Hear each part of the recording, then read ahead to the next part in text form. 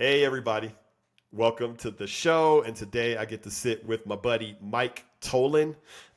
Mike has been working with publishers for over 25 years. So that's something. He's a marketing consultant, works with all kinds of publishers. Mike, welcome to the show. Thank you, Johnny. Nice to be here. All right. So it's good to have you. Your company is called Tolen Consulting Services. There's a lot of my audience that knows you or knows of you. I'd love you to start us off with a defining moment in your life. Sure. So about 3 years ago, I did have the opportunity to leave the company I was employed at and become self-employed. Taking a bit of risk, of course, but I did have that opportunity. I did snatch that opportunity, and I feel like that was a defining moment. Was it scary? A little bit, yeah. Not having, I'm a one-man show currently, so not having any support and being, having to be fully self-sufficient was, a bit scary. Yeah. But I'm over it. How has life changed from prior to the switch and the switch now? Like, what does a day in the life of Mike look like different than how it was before? Well, it's the effort you put into it is what you reap. So you have to stay disciplined and make sure you're providing the services that you were contracted to provide. And at the same time, try to drum up some new business. And I've been able to do those things. So it's been going well. That's good, man. I'm glad to hear that. So can you tell me a little bit about who you help? Right? Like how, as I'm out in the world talking to different publishers, I love to always have a person in my back pocket that can solve a special problem. Mm-hmm. Right? So what are the types of people that are coming to you with what kinds of problems? Well, I would say I have sort of three types of clients. One is a full service client. I execute all of their marketing strategy and efforts and manage their circulation.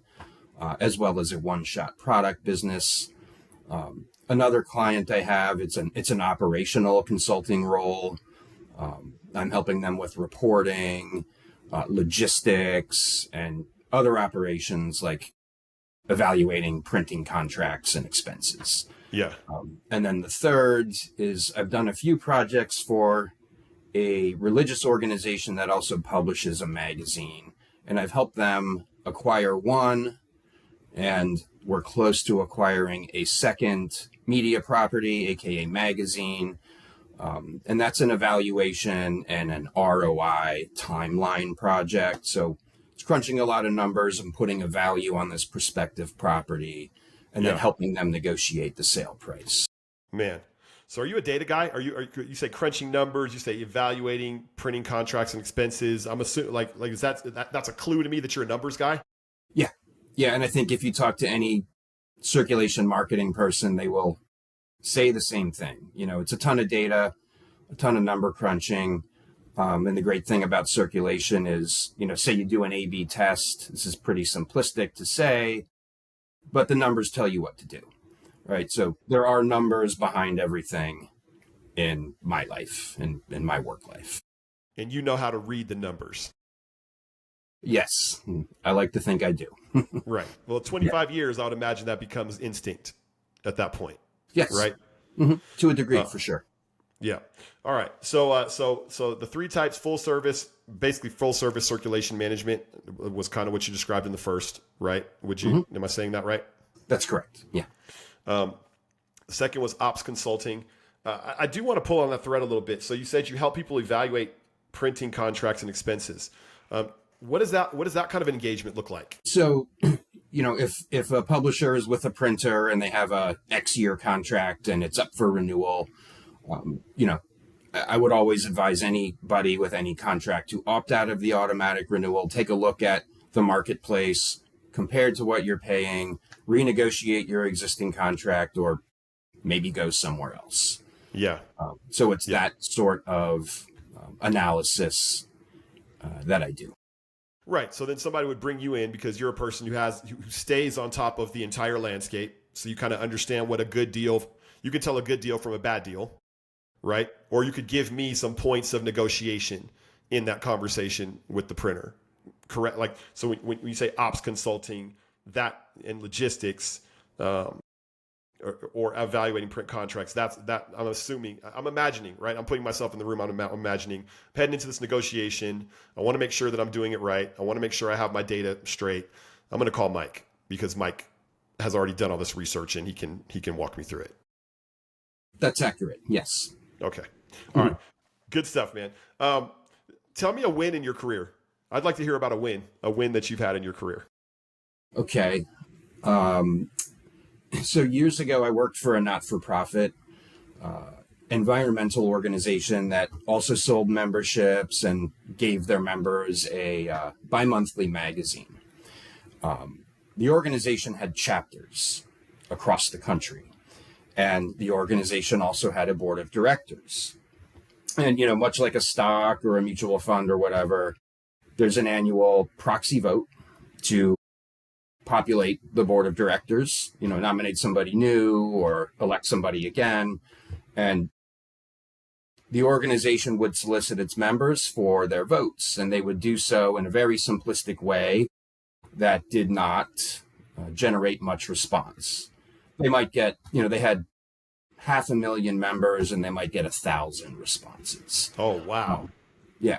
Now, this particular year, there were some active chapters trying to nominate their own people to the board, which the organization wanted to avoid happening. So we redesigned.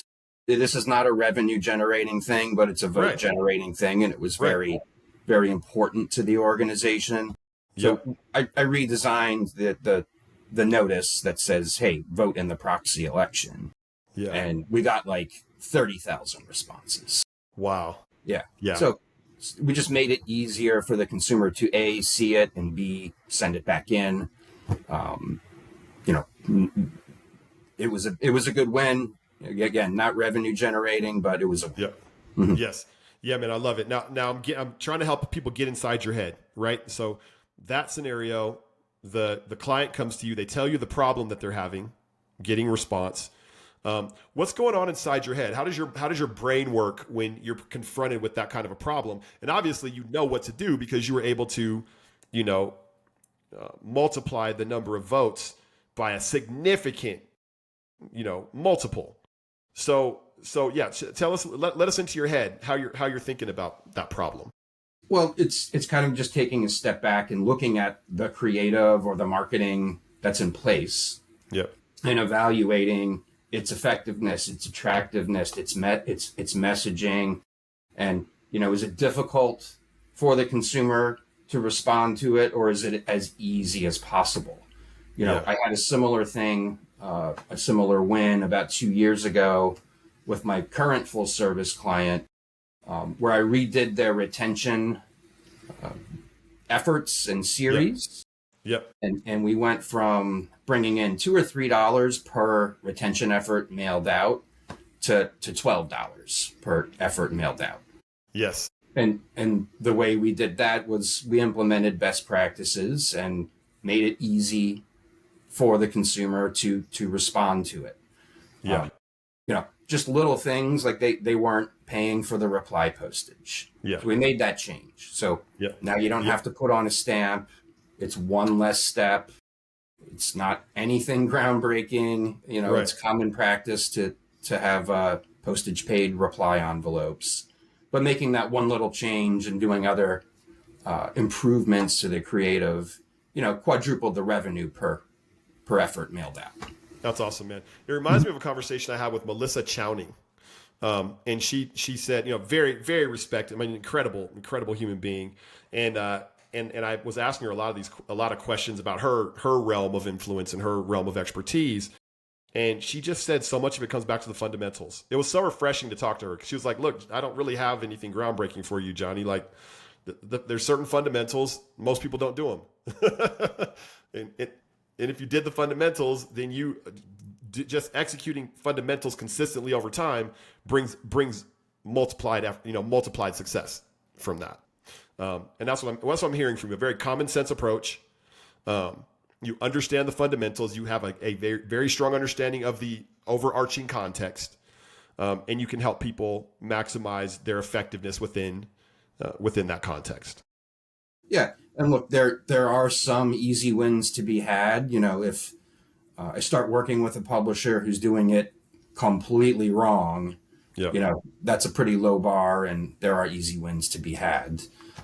If a publisher is doing it mostly correct, there might be tweaks that can be made to improve things, but not, quadruple improvement.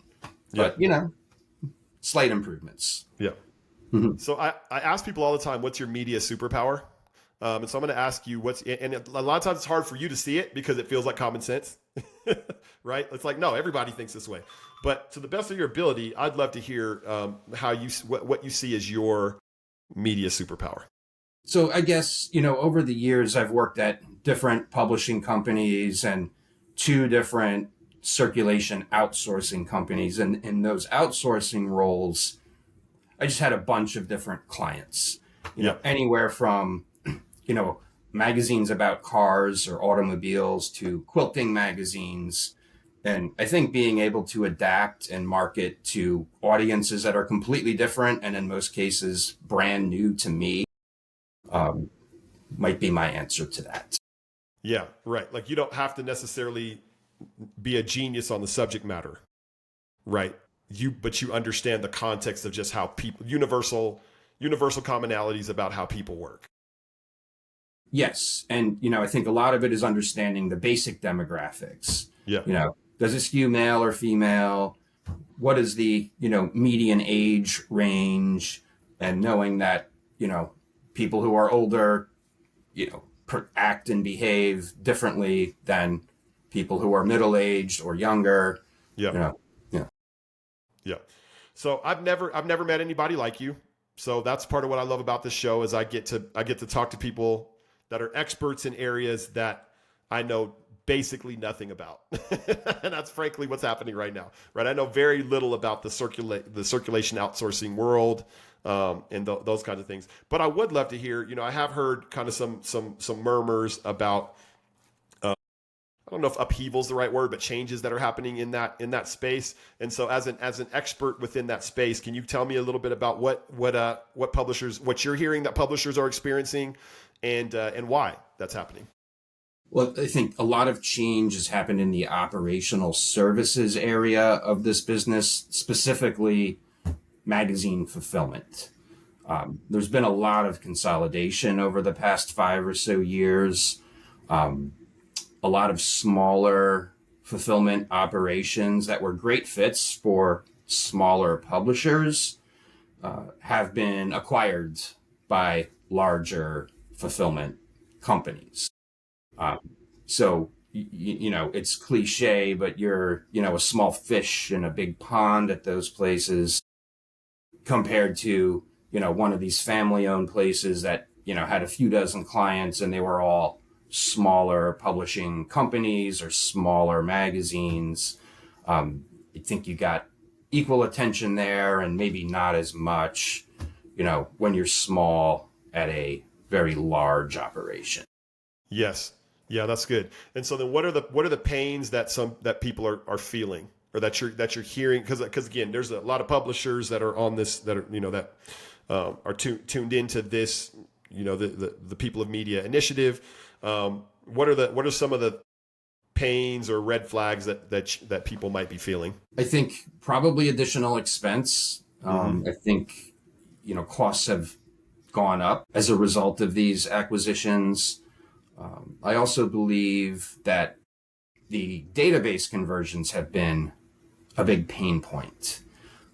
So when a larger fulfillment company acquires a smaller one and they have 50 clients, that's 50 databases to convert in a, pretty short time period. And mistakes can happen.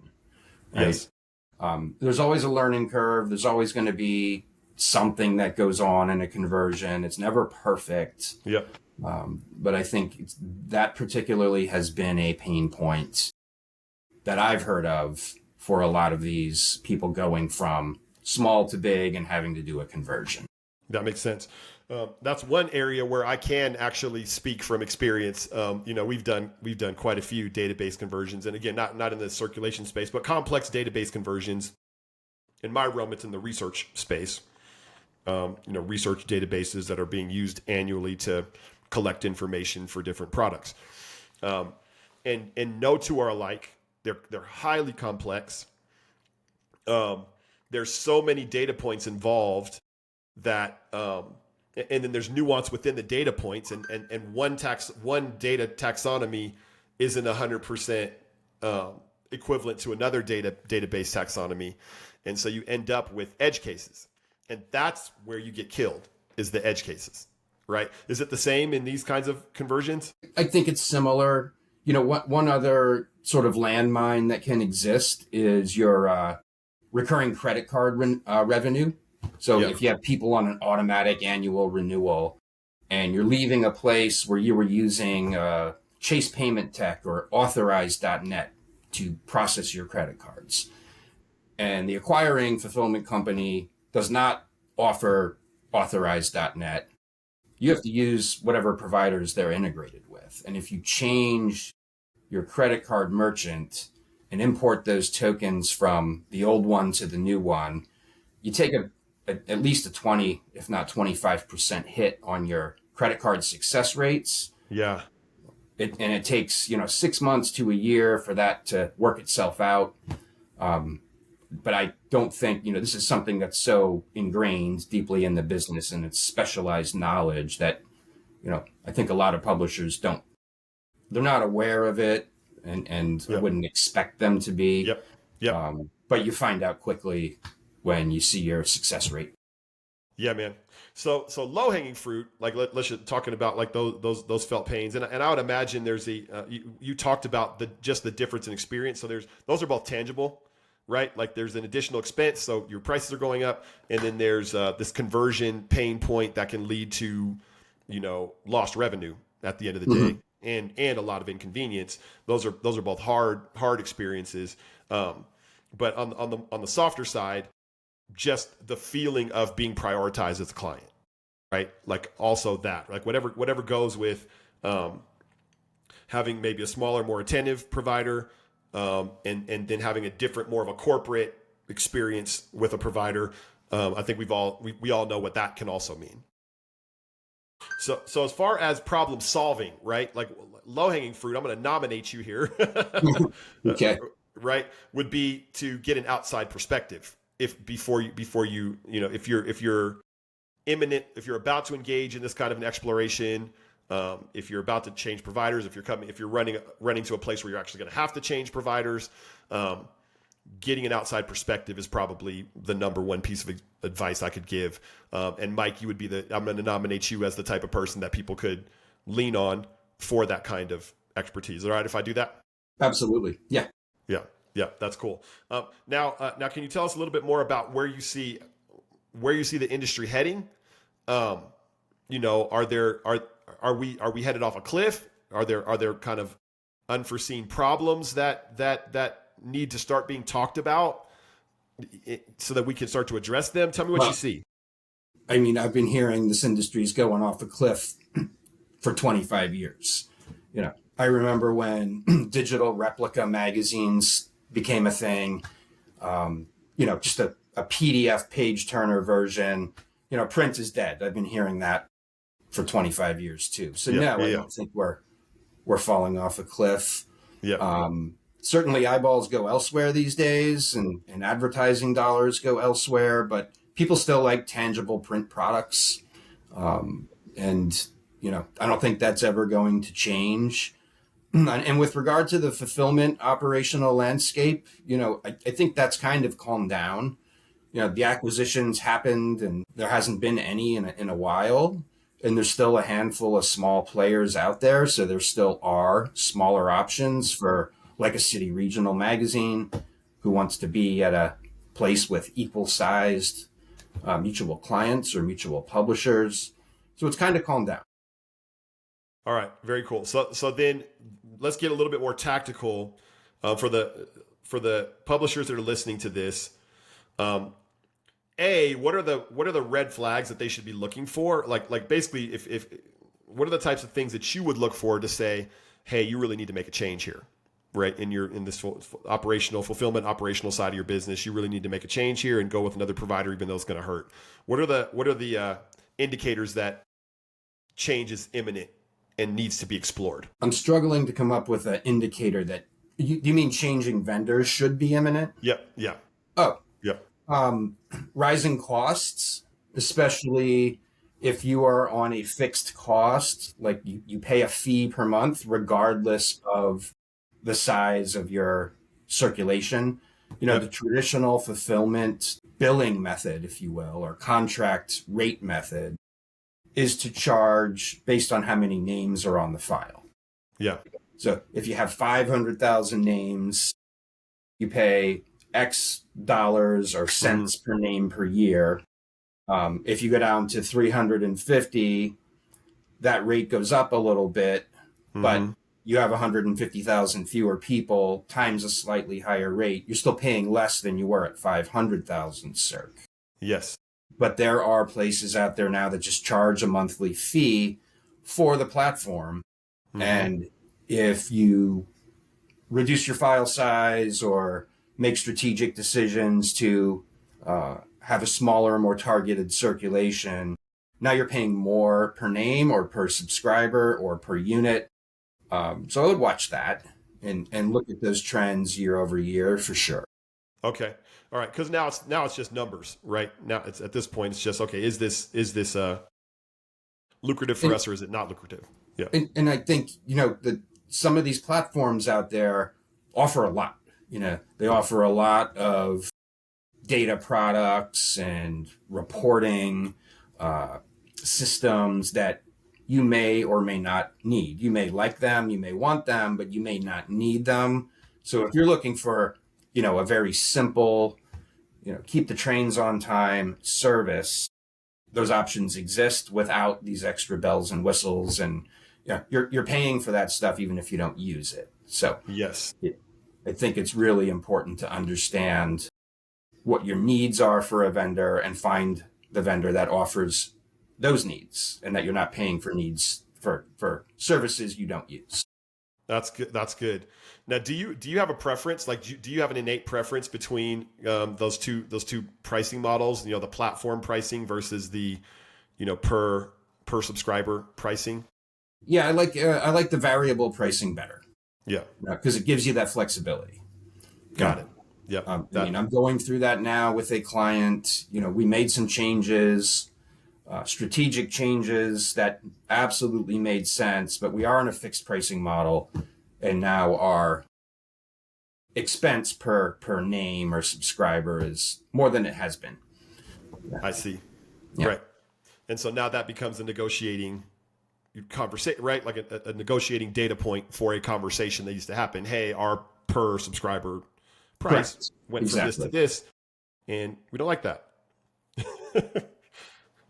Yeah. Very cool, man. Any advice you have outside of that, right? So as again, for people who are having some feeling of this tension, right? Or some feeling of, being trapped, or some feeling of maybe needing something new and trying to evaluate that and not wanting to deal with, none of us want to deal with a big conversion, right? Like nobody wants to do that. Nobody enjoys that. And no. we have go ahead. It's a lot of work. You have to convert a database, you have to get new PO boxes. You have to, all your printed materials have to be redone at some point. So they go to the new PO box.